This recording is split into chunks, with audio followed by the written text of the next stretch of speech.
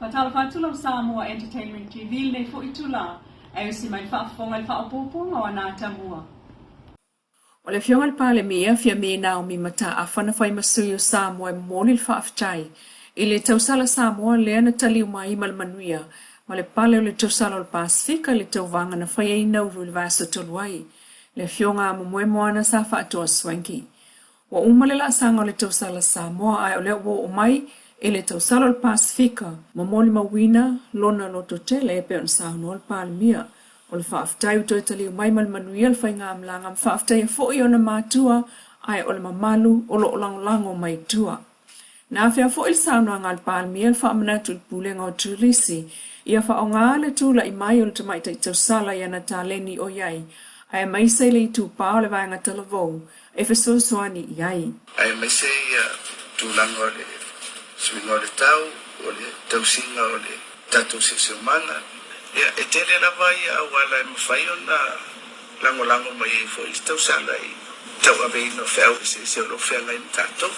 Sa whai matala ia na o ngā siwa ia tai whase lau tamiti ia na awa ia tu ia. Ia o lau whiunga tamaita i minsta o mtanga lua no tina tamaita. O le se awa e ngā lea o talabo, o talabo tamaita i fo i pe i se au wala e fo se fatai moanga le tatu tausala lango ai whamoe moe o mtanga lua. Na tele ia mtata e se e mwhai o na whaonga i nai fo ia long tūla i mai. Ia. Te rofi fitanga te vai au e moe moana wa te auriri. Mōni ngō fia tua ia le. Ia whau e se o lo whapena o tātou whatau ina. Ia manuia ia lasanga uma o lau no whoinga e le ngata mo Samoa. Ia ai whapea fo i le Pasifika. Inisi o tala, o se la sanga o siliatu la ngona ai le vala lata o le malo New Zealand ma Samoa. Ina ua vea i nei le fionga si a Leilua tour. Mahai ko masina o le malo New Zealand i Samoa. O le taimi mua lea wa tōwhia mai ei se tangata anu o New Zealand le tōwhinga ko masina e ei sona so o tanga toto i Samoa e pe ona ta ua le pepa o whamtalanga. Mai ua mai a talia ai ona tusi tōwhinga, maaloa ia e le au mamalu le malo tuto tasi o Samoa le fionga tui mleli whano wa ale to o soa lau Vili lua. I le sauninga whaapitoa na whai e le taia o le asolua le vai asonei, le aso no Februari. O le vāwhe tau sia i o malo e lua talu mai whea ngainga wha le wo le Treaty of Friendship i le awhiwa se lau ono lua. Samoa ma New Zealand e fausia mai wha maoni whengalinga lea i ma le vāno fo le lei. Sau noa me si a Leilua tour. O le anga lue vala lata ma le malo o Samoa ma wha awau mai ai le whai ngā wō na sosolo mai ai. Mai o le manaonga o New Zealand i afsosani a Samoa i lona tamau ainga ma le atina inga. Ai o le tali atu i suinga o le tau, mai o lo ta pena fo i lango i lana tali ngā malo, taitai a malo le tau pulenga le chokomia o ke topa. I le malelenga le au le malo na whea ai le aloa ia e Samoa o le sao New Zealand le atina ina o le tātua tunu.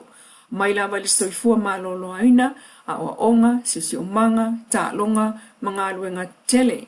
Mai a wha manuia le fionga si a Leilua tua i lona tōwhinga, ua o se komesina sili mua leo New Zealand i Samoa e tupu anga mai Samoa. O lona tula i mai o le atele ni awa noa msanga wha malo si au so tanga lea malo e lua. Sanga lue le fionga si a le imtanga luengol vai fafo, sa whailau tusi lona lua i me tau tamau a inga mo whatau inga. Sa ampasa New Zealand i Beijing saina lua o ono lua o valu. So ane aima le avea o se si nia o New Zealand i Asia i matu. Mole mtanga ruenga o le vai fafo. Lua o iwa lua o tastolu na tōwhi ai ma whailau tusi mua. O le tamau a inga ma whatau inga New Zealand i Beijing. Ma tōwhi ai o se kone sula le tamau a inga le ofisa ampasa i le lua festival tolu. Ma whaawau mai ai e avea mwhaaton sili o le vaenga o business ma la manuia New Zealand i totono o Taipei le lua o sulfalo o sulfitu. Ma toi fo ia ne ai i Wellington ia Januari lo o sulfitu. E pu lea le ofisa o le tūlangi o le Pasifika i New Zealand. I le lua festival walu sa tōwhia e whaimfau tua sinia i le minister whaatawa inga i Wellington lua on whaima ampasa o New Zealand i Lucia i le lua whase e ane na te pulea le tu o le vai whafua malo Europa i Wellington ma mulimuli ane ai whaima fau tua sinia a le minister vai whafua New Zealand lua. O le aso mua Februari lo orua wha. Tō fia mataunu umayai i Samoa e suia komsina o New Zealand i lo tātou atunu o sātau o vesta ngatani o New Zealand Dr. Trevor Madison. Ua umatua i tau o whai ngā mea lofo Kilisimasi, pei tai o lo wha manatu mai le pulenga o le polkalame no Tanielu SVSG, Samoa Victim Support Group, o lo wha awau lava la lato ngā ruenga o le ngau sia leo o loa, e ono mea mo mea lofo wha moli e tunu umamau, ai o ainga asi mai. O loa ia o lo ngau sia e tina sa a fia i sa wanga i tono ainga, ai o stasi leo fofo, e le wha fita au leo sa wanga i ainga, o le tau mawhai le SVSG e wha oa le nofotane, po o le tina o le ainga o lo nofofale, ia maua i lava e ia tupe i ona 5, i lana pisinisi e pe o mea langa, ngā o sia mai o le lau ele.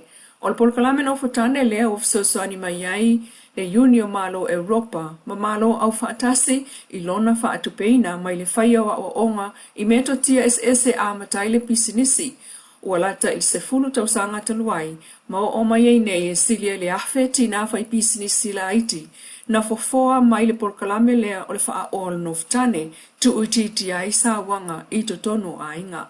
O le 5 vai ma le tango 5, e tal tonu le prestena le SVSG sili Niulina Jang, o le isi le nā mafu anga onga o le sawa aina o tina ma whanau i to tono o Samoa. Ua to e tolo le stolo se fulo le masina neili mata upua va ama Maylene Brown o Tamua. Ia o atu iai wa maua salalo ia ma atu atu atu fo i tapenanga alitua leo. E ui ina to e ave leo i le umane o le vala unga o lamta upu i le stolo al vai ansanei. Talutu o inga o le la leo sta ia o tutu unga na tala i tua. O tutu unga ia o fia i le whaatatia ese o na lato e whaio ni whaasalalaunga i lunga o fsota inga te le vamabe. Ele ima wastata wa vanol komsina o leo to e tau fiai o le ngali o ta ua i lunga. Pei ai o li potia le Radio Samoa mai muli nuu.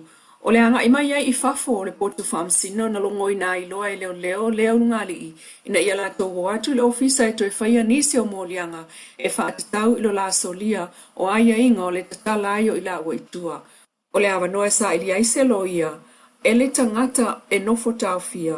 O le whaatanga o na whaongase telefoni e sa ili aisa na lo ia i lalo o le vava ai ngā leo. O le salu o le vaiaso i ona tua e toe o ane ai i whaamsinonga e tali i mōlianga e so tanga i whaasalalanga sa la whaia i lunga o sota inga tele vave po le Facebook. O le ministau ta alonga le fionga lau matia Manu Ringo Purcell na sau no alo i e tatala ta alonga soka ta maitai o whaia mai i Samoa ma amatai le aso fitu le vaiaso le nei o le aso suluivo Februari. E filia ese awe whai masui o tātou i tulangi ma le Pasifika ma le Oceania i ta alonga olimpeka i pale i falani a iu Leilua o lua wha. Ma ia whaatalo whaaloa ia i au masi i mai moto le Pasifika na ia saunoa ia avea le tauwanga o whaia nei soka ta maitai ia le na o le whaalau loa ai o le tomai ta alonga ai o se whiwhianga e o mai whaatasi ai whaamalo si au lesi ai ia avea foi o se whaalau i loa o le malo si anga o tamaitai ta alonga. Mai le mlai soka whaalmao malo i tona i mato na manu malo ai le au soka tamaitai New Zealand i le awa tonga e tolu i le ai. O le Ferns a New Zealand ua whaafaa ona whai masui le Oceania i ta'alonga olimpeka, mai sa moli mawina le malosi mai o le awa tonga na nafi i le la ta'alonga mua ma New Zealand ai le i whaavaivai ai foi. Le Fern e pui lana siampini masikoa ai Crazy Rally i totonu o le 2 minute mua o le ta'alonga i le whaatamala o le pui e tonga ai so o tuai ma le sisikoa mai a Ellie Green ma le skolo na lua a yeli ai whaato asfulu ono minute o le ta'alonga. Ma tatao ai lava le pui malosi a le Fern se ia o lava ina uma le taimi manu malo ai New Zealand e tolu i le lea i tonga.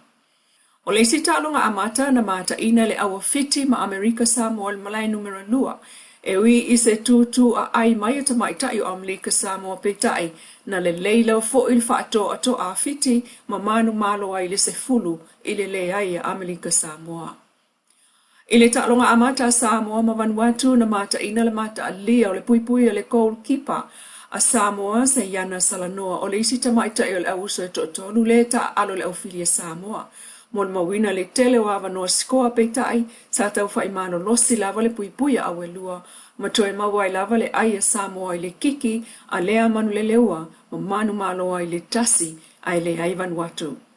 I le ta'alonga Solomona Papua New Guinea na tutusa e tasi le tasi, Solomona le asa siampini ta'alonga soka, i le taimi o ta'alonga al Pasifika le tausanga taluai, mo le mawina le o mai ta'apena lava o au i le vevela o Samoa, e au fiai ma le fur na New Zealand lea ua whaafa o na whai ai o ia, masui le Oceania i Olimpeka talu mailua o Ovalu, o le lua fesulua i Olimpeka i lone tona, na o oi fo i New Zealand, ma o oi i le quarter final. O lo fa mawina pele faya i nga fiti ya New Zealand, ili sa ilinga fo yo se awal Oceania lena faya i New Caledonia, ile lua o peitai, ile o fa vai mai ia le kula a fiti, ile toi ta taula va o sona ia fo i avanoa, fa atusa ilona tulanga le lei o yei nei au mai o tumotu, peitai e taulava o na ta aloma Papua New Guinea ma Solomona, i ta alonga pulu le o lo fa nga solo i nei. O whaawawai ta alonga soka i le so, i le malai whaanawao māloi tona i mato.